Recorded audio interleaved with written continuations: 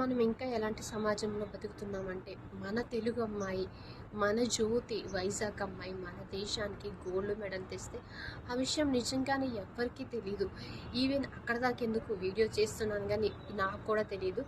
గత 2 రోజుల నుంచి ఆ వీడియో చూస్తున్నాను. ఏంటి అని తెలుసుకుంటే 100 మీటర్ల హడిల్స్లో అమ్మాయి మన దేశానికి గోల్డ్ మెడల్ సాధించిందంట.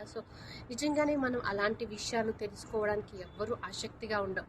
ఎందుకంటే ఎప్పుడు చూసినా మనం ఇప్పుడున్న ఫ్యాషన్ లైఫ్లో ఏమైపోయిందంటే, ఒక సైడ్ బిగ్ బాస్ కానీ, లేకపోతే ఎంటర్టైన్మెంట్ కానీ, లేకపోతే పవన్ కళ్యాణ్ ఏం చేస్తున్నాడు, లేకపోతే రష్మిక విజయ్ దేవరకొండ పెళ్ళెప్పుడు, లేకపోతే కళ్యాణ్ తనూజ బీబీ జోడీలో వస్తారా, లేకపోతే వాళ్ళు మిస్ అవుతున్నాం ఏంటి, బిగ్ బాస్ మళ్ళీ సీజన్ 10 ఎప్పుడు స్టార్ట్ అవుతుంది, ఎవరు వస్తారు ఏంటి, సమంత ఎక్కడికి వస్తుంది ఏంటి, శివాజీ గారు ఏ కామెంట్స్ చేశారు. ఇవన్నీ మనం పట్టించుకునే సమయం ఉంది. నిజంగానే ఈవెన్ నేను కూడా నాకు ఎవరో తెలియదు, నేనేదో పెద్ద గొప్ప, నాకు అన్నీ తెలుసని చెప్పట్లేదు. అందులో నేను కూడా ఉన్నాను. అసలు మన దేశంలో ఇలాంటి ఒక అమ్మాయి మన దేశం కోసం ఉంది, గోల్డ్ మెడల్ తెచ్చింది అనే విషయం నాకైతే నిజంగానే తెలియదు. మనందరికీ చాలా వరకు తెలీదు.